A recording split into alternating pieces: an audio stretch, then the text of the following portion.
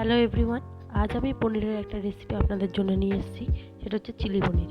তো প্রথমে পনিরগুলোকে কিউব করে কেটে নিয়েছি, নিয়ে এদিকে কড়াইতে তেল বসিয়ে দিয়েছি। তেলটা হালকা গরম হোক, এতে আমি পনিরগুলো আস্তে আস্তে ছেড়ে দেব। এইগুলো বেশি ভাজবো না, অল্প করে ভেজে তারপর তুলে নেব।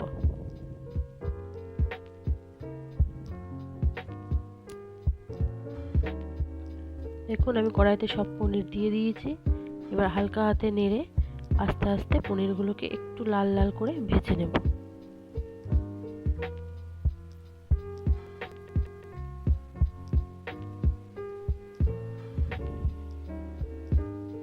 পনিরগুলো আমার মোটামুটি ভাজা হয়ে গেছে, আপনারা দেখতেই পাচ্ছেন। এবার আমি এগুলো তুলে নেব।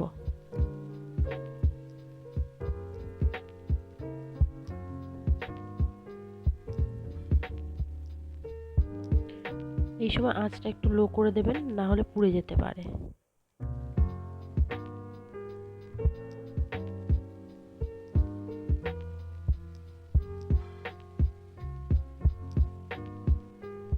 এর জন্য আমি কিছু মশলা নিয়েছি, যেমন আদা, রসুন, কাঁচা লঙ্কা কুচি, হলুদ, জিরে, লঙ্কা, নুন, চিনি আর 3 রকম সসকে মিক্স করে নিয়েছি। এবার আমি তেলের উপর রসুন কুচি, আদা কুচি, কাঁচা লঙ্কা কুচি দিয়ে দেব, দিয়ে সেগুলোকে সামান্য ভেজে নেব।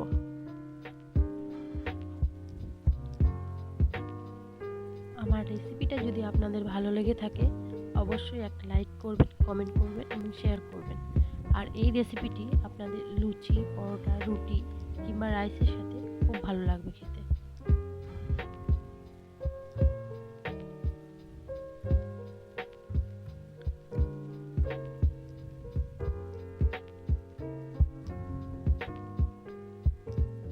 এতে আমি অল্প করে কিউব করে রাখা পেঁয়াজ কুচি দিয়ে দেব।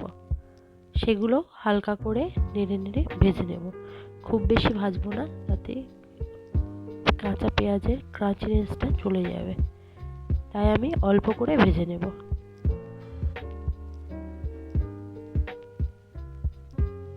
এতে আমি সবুজ ক্যাপসিকাম, হলুদ রঙের ক্যাপসিকাম দিয়ে দেব। আমি লালটা পাইনি, তাই লালটা স্কিপ করেছি। আপনারা যদি পান, আপনারা 3 রকমই দিতে পারেন, তাতে কোনো অসুবিধা নেই, বরঞ্চ দেখতে ভালো হবে আরও। এবার আমি এই সবগুলো হালকা করে ভেজে নেব।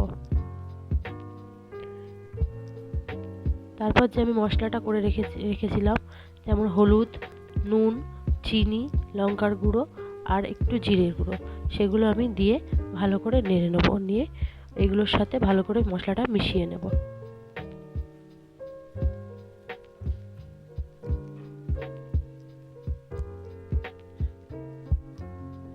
এবার আমার তৈরি করে রাখা সসটা আমি দিয়ে দেব। এতে সয়া সস, চিলি সস আর টমেটো সসটা মিশিয়ে রেখেছিলাম। এটা দিয়ে ভালোভাবে নাড়াচাড়া করে নেব, যাতে সসের সাথে সবজিগুলো ভালোভাবে কুক করা হয়ে যায়। এতে আমি পনিরগুলোও দিয়ে দেবো। সব কিছু একসাথে ভালোভাবে নেড়ে মিশিয়ে নেব।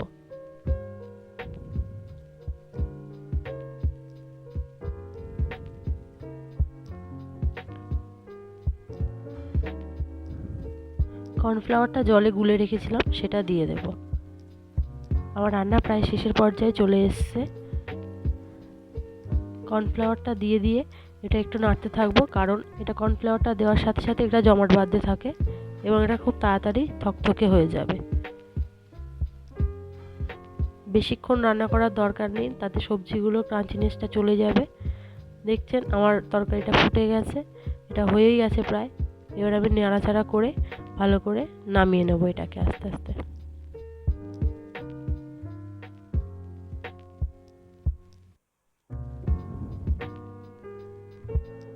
তো দেখুন, কালারটাও খুব ভালো এসছে আর খেতেও খুব ভালোই হয়েছিল। আপনারা এভাবে সহজ পদ্ধতিতে চিলি পনির বাড়িতেই বানিয়ে নিতে পারেন। এর জন্য খুব বেশি প্রয়োজন নেই জিনিসপত্রের। ধন্যবাদ।